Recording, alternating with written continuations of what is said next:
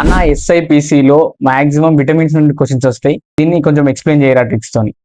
ఈ వీడియోని ఎక్స్ప్లెయిన్ చేసే దమ్ము నాకుంది. ఈ వీడియోని 10 మంది ఆస్పిరెంట్స్ చేసే దమ్ము నీకుందా?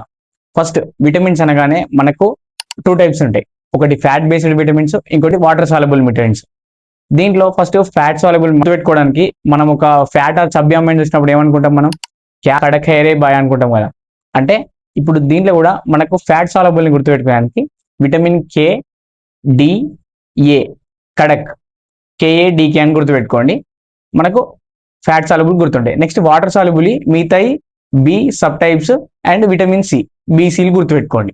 దీంట్లో మోస్ట్ మనకు క్వశ్చన్స్లలో అడిగేటి ఒకటి విటమిన్స్ ఏంటని అడుగుతాడు, వాటి సైంటిఫిక్ నేమ్స్, వాటి డెఫిషియన్సీలు అడుగుతాడు. దాంట్లో ఫస్ట్ విటమిన్ ఏ గురించి చూద్దాం. విటమిన్ ఏ అంటే రెటినాల్.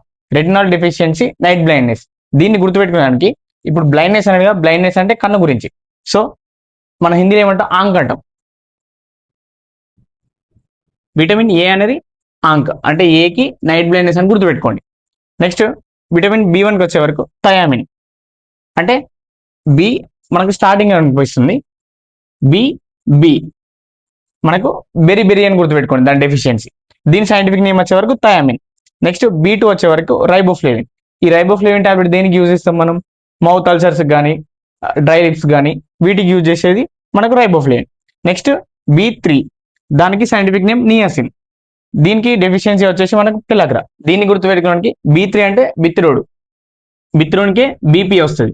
బీపీ అంటే మనకు పి అంటే పిలగ్రా. ఇట్లా గుర్తుపెట్టుకోండి బి3ని. నెక్స్ట్ బి9కి వచ్చే వరకు ఫోలిక్ యాసిడ్, దీని సైంటిఫిక్ నేమ్. దీనిది ఐరన్ డెఫిషియన్సీ.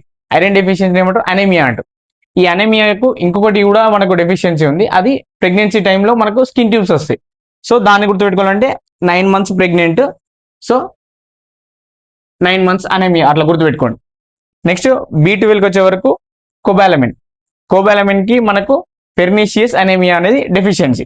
నెక్స్ట్ సి వచ్చే వరకు మనకు ఏ అనేది అంటే ఏకు ఆస్కార్బిక్ యాసిడ్ రాదనుకుంటే మనకు మిగిలింది ఒకటే సి. సికి మనకు ఆస్కార్బిక్ యాసిడ్ అనేది వస్తుంది. దీనికి మనకు డెఫిషియన్సీ వచ్చేసి స్కర్వి. ఈ సిని మోస్ట్ ఇంపార్టెంట్. ఇదిను మనకు ఏ అనేది మాక్సిమం క్వశ్చన్లు అడుగుతారు. నెక్స్ట్ విటమిన్ డి గురించి చూద్దాం.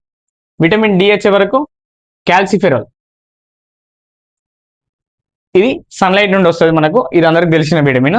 దీని డెఫిషియన్సీ బోన్స్ డెఫిషియన్సీ, మనం రికెట్స్ అని కూడా అంటాం. నెక్స్ట్ మిగిలిన రెండు ఏంటి? Vitamin E and vitamin K.